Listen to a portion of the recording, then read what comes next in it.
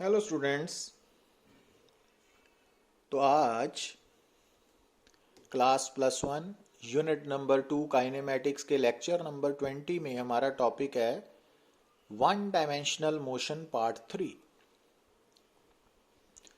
तो जैसा कि हम अपने प्रीवियस लेक्चर में हमने डिस्कस किया था एवरेज स्पीड के बारे में, तो मैंने बताया था कि जो एवरेज स्पीड है ना, वो जब भी आपने एवरेज स्पीड के साथ डील करना है या कैलकुलेट करना है तो आपने क्या ध्यान देना है कि गिवन टाइम में कितना डिस्टेंस कवर हुआ ना, तो उस डिस्टेंस को उस टाइम टेकन से डिवाइड कर लेना है। तो ये तो डेफिनेशन थी ना एवरेज स्पीड की। पर अगर हम बात करें स्पीड की, तो स्पीड का दूसरा नाम है इंस्टेंटेनियस स्पीड। पूरा नाम है इंस्टेंटेनियस स्पीड, ठीक है। तो जो स्पीड या इंस्टेंटेनियस स्पीड है, जैसा कि हमने अपने पिछले लेक्चर में मैंने आपको बताया था कि जो एवरेज स्पीड है ना, वो एवरेज वेलोसिटी का मैग्नीट्यूड नहीं होता। समझ गए बात? तो एवरेज वेलोसिटी का मैग्नीट्यूड और एवरेज स्पीड की वैल्यू किसी केस में इक्वल हो भी सकती है, बट हर केस में इक्वल हो ज़रूरी नहीं है, वो हमने डिटेल में डिस्कस किया था। पर अब यहाँ पर जो बात समझने वाली है, जिसको याद रखना पड़ेगा ना, कि जो स्पीड होती है ना, वो हमेशा ऑलवेज वेलोसिटी का मैग्नीट्यूड होता है। Got it? जो स्पीड है वो हमेशा वेलोसिटी का मैग्नीट्यूड होगा, या कह लें कि जो इंस्टेंटेनियस स्पीड है वो इंस्टेंटेनियस वेलोसिटी का मैग्नीट्यूड होगा ना, क्योंकि स्पीड और इंस्टेंटेनियस स्पीड, वेलोसिटी और इंस्टेंटेनियस वेलोसिटी एक ही चीज़ है। तो अब क्योंकि स्पीड वेलोसिटी का मैग्नीट्यूड है, इस कारण जो वेलोसिटी को आप कैसे डिफाइन करते हो? Rate of change of position with respect to time. तो अब स्पीड क्या होगी? Magnitude of rate of change of position with respect to time. Rate of change of position with respect to time तो velocity है, उसका जो magnitude है वो स्पीड है। तो इट मीन स्पीड क्या होगी? Magnitude of rate of change of speed, sorry, rate of change of position with respect to time. समझे? अब क्योंकि वेलोसिटी वेक्टर क्वांटिटी है, स्पीड स्केलर क्वांटिटी है, पर जैसा कि हम देख रहे हैं कि जो वन डायमेंशनल मोशन है ना, उसमें हम वेक्टर क्वांटिटी के सिंबल के ऊपर एरो नहीं डालते हैं ना। तो अगर हम वेलोसिटी को बिना एरो के रिप्रेजेंट कर रहे हैं, तो अगर ये वेलोसिटी है तो अगर वी के अराउंड हम मॉड डाल लें तो वो वेलोसिटी का मैग्नीट्यूड हो जाएगा, मीन स्पीड हो जाएगी ना। तो ये ध्यान में रखना। अदरवाइज तो वेक्टर क्वांटिटी के सिंबल के ऊपर हम एरो डालते हैं ना, तो यहाँ पे अगर हम नहीं डाल रहे तो ऐसे भी आपको फर्क पता होना चाहिए। अब क्योंकि हमने ऑलरेडी पीछे डिस्कस किया था कि अगर मान लीजिए कि हमारा पार्टिकल वन डायमेंशनल मोशन में अलोंग एक्स एक्सिस मूव कर रहा है, तो उसकी वेलोसिटी अगर dx/dt है, तो फिर स्पीड क्या होगी? Mod of dx/dt। अब मॉड ऑफ dx/dt को कैसे सॉल्व करना है आपने? तो ये क्वेश्चन अराइज हो रहा है ना। तो इसके लिए सबसे पहले हम ये नोट करते हैं कि जो स्पीड है, क्योंकि ये स्केलर क्वांटिटी है, तो ये कभी नेगेटिव नहीं होगी, ठीक है। दूसरा, इसका एसआई यूनिट तो सेम ही रहेगा, मीटर पर सेकेंड। और अगर मान लीजिए कि आपके सामने कोई स्टेटमेंट दी हुई है कि car is moving with velocity 20 kilometre per hour along north, तो ये जो मैंने लाइन अंडरलाइन की है ना, ये वेलोसिटी है। अब इस वेलोसिटी में अलोंग नॉर्थ तो वेलोसिटी की डायरेक्शन है, but 20 kilometre per hour velocity का मैग्नीट्यूड है। तो इट मीन्स इस स्टेटमेंट में 20 किलोमीटर पर आवर क्या है? इस कार की स्पीड है, ठीक है ना। तो ये बात आपने नोट करनी है। अब जैसा कि हम देख रहे थे कि जो स्पीड है वो बेसिकली वेलोसिटी का मैग्नीट्यूड है ना। अब जैसा यहाँ स्टेटमेंट में देखिए, आपके सामने एक पार्टिकल है moving along x axis such that its position is given by this equation. हमने स्पीड कैलकुलेट करनी है एट टाइम 4 सेकेंड। अब ये एक्स गिवन है, तो सबसे पहले आप एक्स को टाइम के साथ डिफ्रेंशिएट करोगे तो वेलोसिटी आएगी। तो जब हम इस इक्वेशन को dx/dt मतलब डिफ्रेंशिएट करेंगे विद रिस्पेक्ट टू टाइम, तो अगर x की वैल्यू ये है तो dx/dt की वैल्यू आफ्टर डिफ्रेंशिएशन -40 होगी ना। अगेन मैं वही बोल रहा हूँ कि ये बात आपको मेरे यूट्यूब चैनल पे जो लेक्चर्स है ना मैथमेटिकल टूल्स के, उसमें मैंने डिफरेंट टॉपिक्स को डिस्कस किया हुआ है जिसमें डिफरेंशिएशन भी है, इंटीग्रेशन भी है, तो उनको आपको फर्स्ट ऑफ ऑल अच्छी तरह से समझना पड़ेगा, फिर आपको ये बातें अप्लाई कर सकते हो, अदरवाइज आप प्रॉब्लम फेस करो। तो ये बन गया ना रिजल्ट।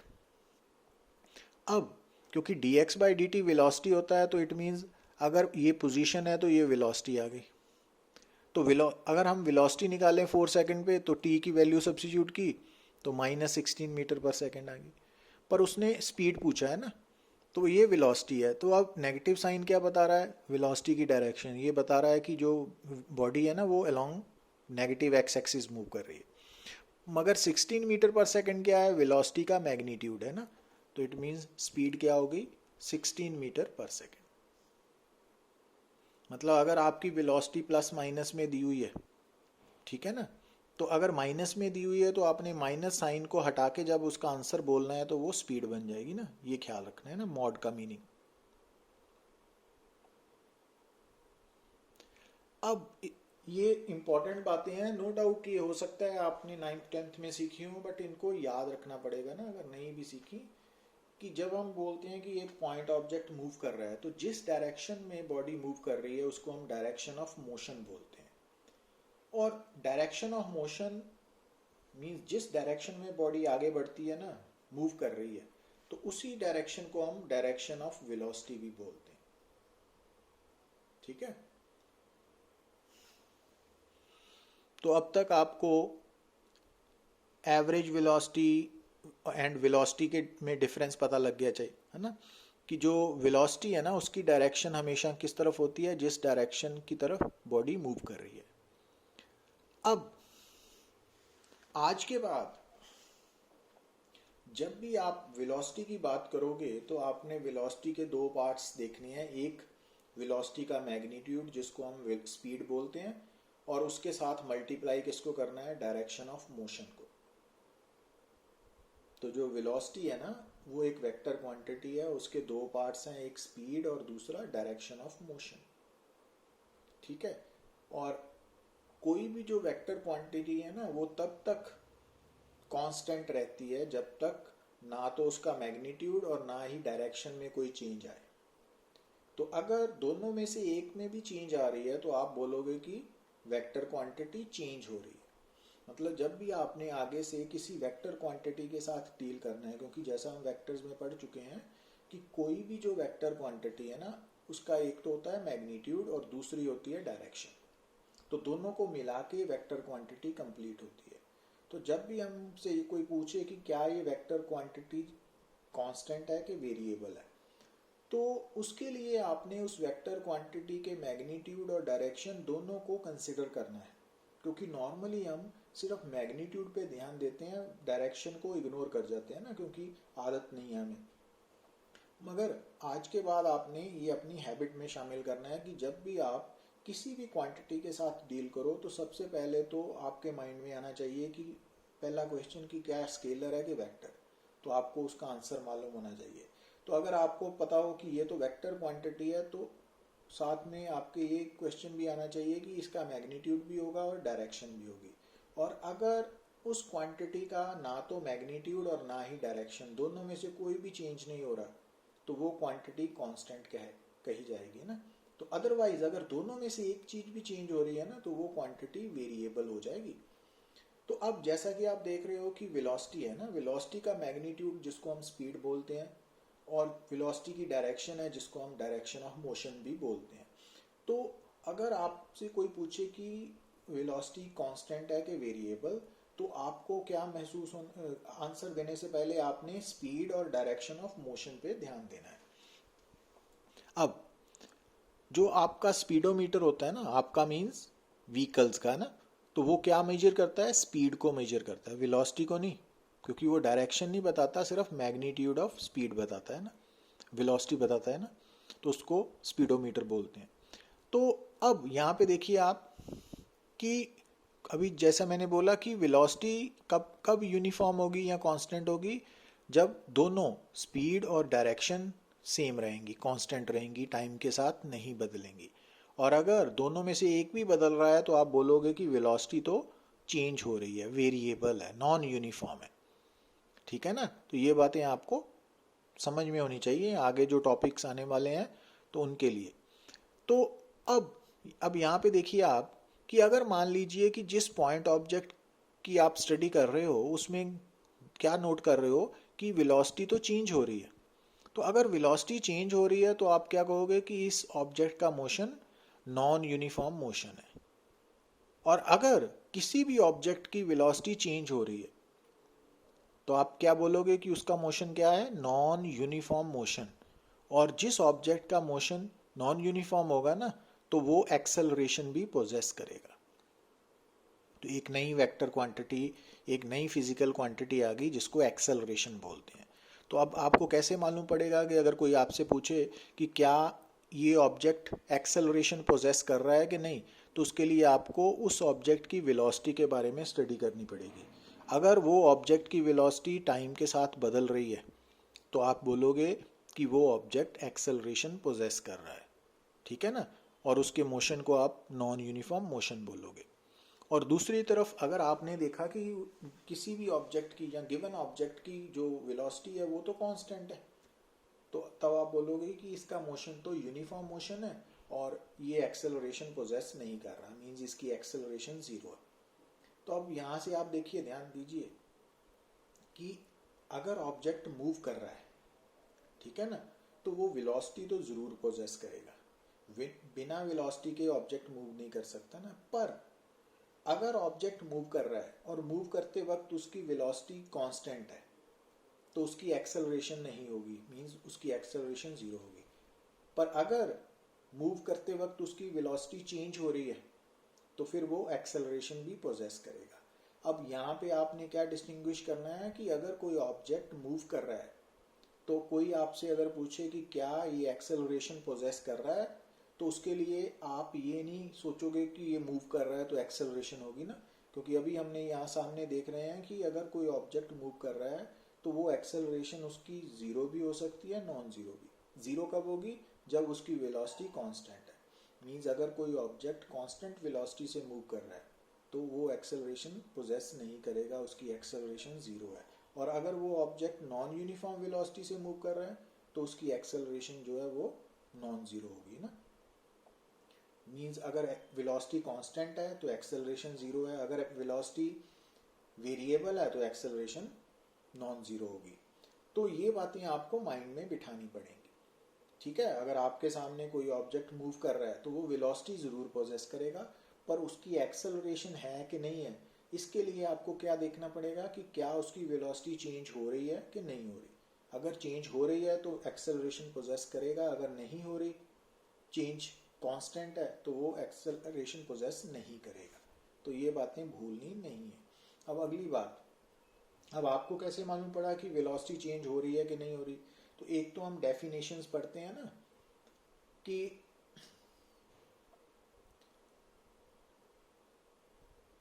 जैसा कि मैंने ऊपर बताया आपको कि वेलोसिटी, जब भी आपने किसी भी ऑब्जेक्ट की वेलोसिटी चेंज हो रही है कि नहीं हो रही उसके बारे में सोचना है तो आपने उस ऑब्जेक्ट की दो पार्ट्स को कंसिडर करना है, एक तो स्पीड को, दूसरा डायरेक्शन ऑफ मोशन को। तो वेलोसिटी सिर्फ एक ही कंडीशन में चेंज नहीं होगी, कांस्टेंट रहेगी। वो क्या है कि जब स्पीड और डायरेक्शन ऑफ मोशन दोनों में से कोई भी चेंज नहीं होगा। और अगर दोनों में से एक भी चेंज हो रहा है तो हम बोलेंगे कि वेलोसिटी चेंज हो रही है और साथ ही बोल देंगे कि ये एक्सेलरेशन पोजेस करेगा। Got it. और जब कोई ऑब्जेक्ट एक्सेलरेशन पोजेस करता है तो उसके मोशन को हम नॉन यूनिफॉर्म मोशन बोलते हैं, और जब उसकी वेलोसिटी कांस्टेंट है, एक्सेलरेशन जीरो है, तो उसके मोशन को हम यूनिफॉर्म मोशन बोलते हैं। तो इन बातों को आपने भूलना नहीं है। अब यहाँ पे देखिए आप, अब जैसे इस एग्जांपल में आप देख रहे हो कि ऑब्जेक्ट जो है that is moving along straight path.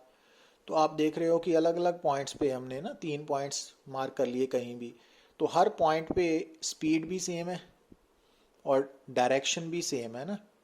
तो इसका मतलब ये ना तो यहाँ पे स्पीड बदल रही है, मीन स्पीड भी कांस्टेंट है, डायरेक्शन ऑफ मोशन भी कांस्टेंट है, तो वेलोसिटी भी कांस्टेंट होगी, तो एक्सेलरेशन जीरो है। इट मीन्स ये यूनिफॉर्म मोशन है।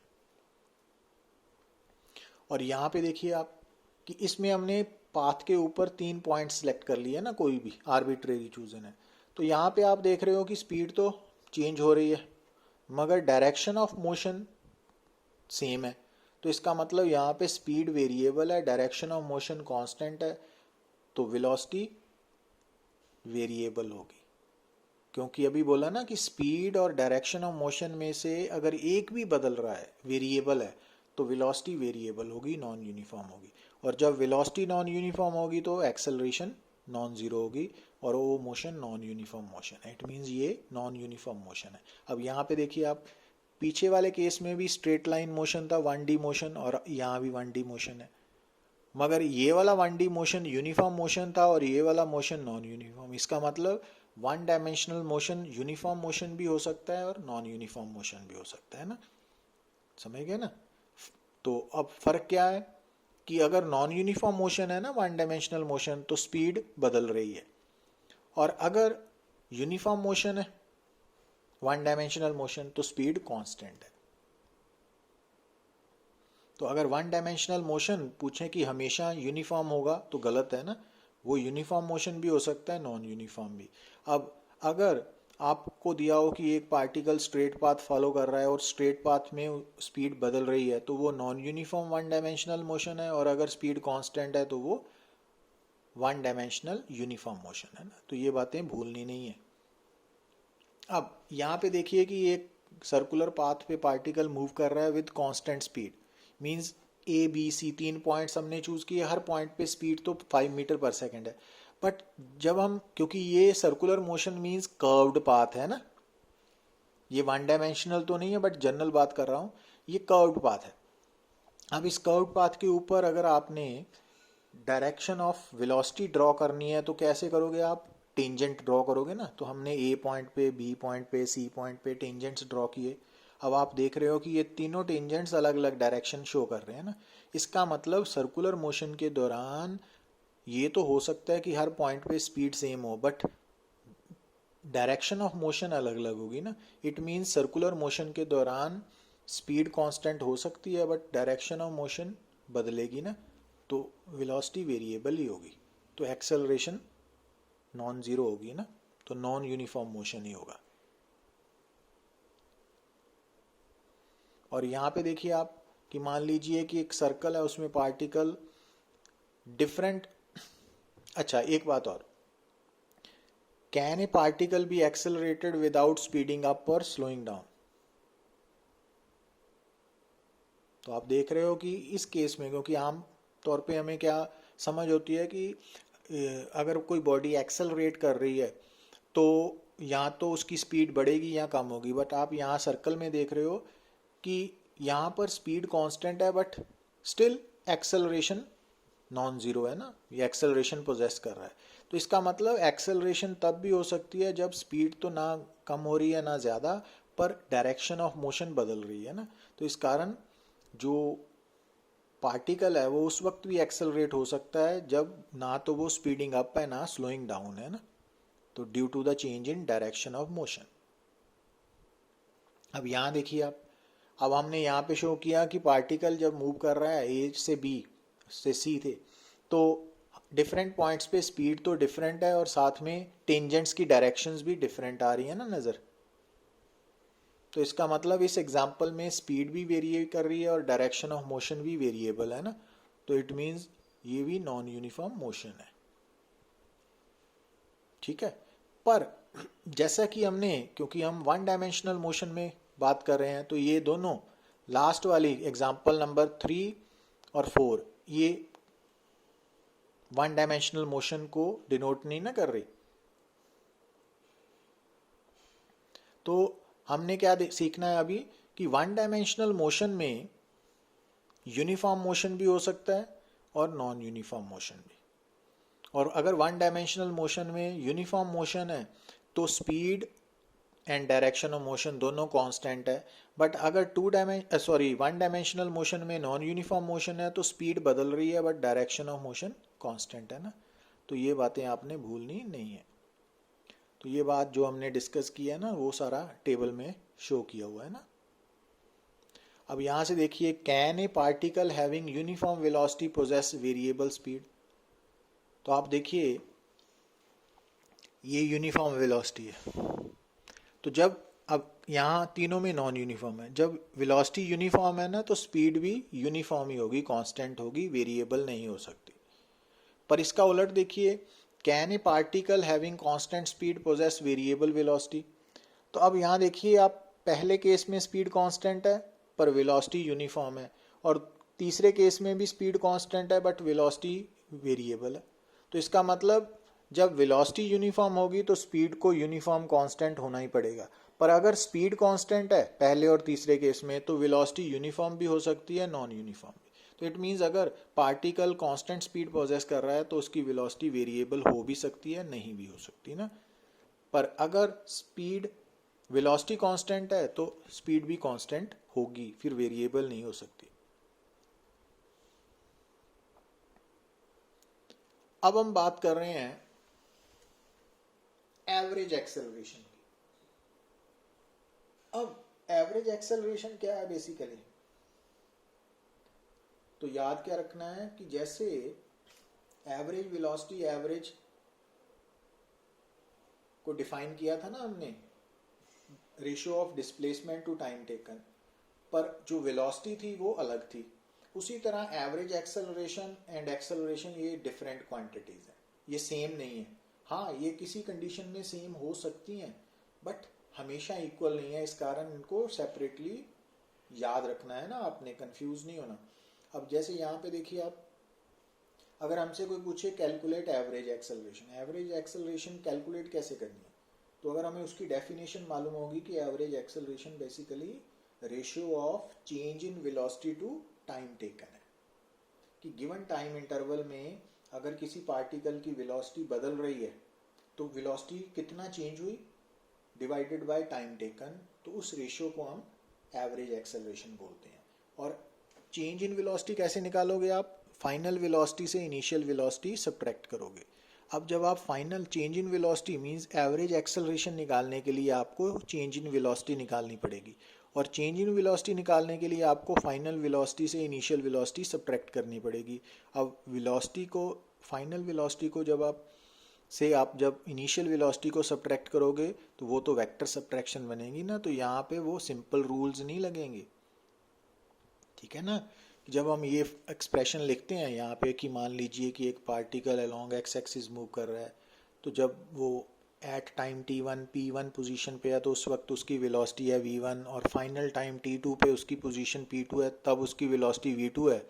तो change in velocity v2 minus v1 जब आप निकाल रहे हो तो ये कोई सिंपल सब्ट्रैक्शन नहीं है, ये यहाँ पे आपको वेक्टर सब्ट्रैक्शन अप्लाई करनी पड़ेगी, ठीक है ना।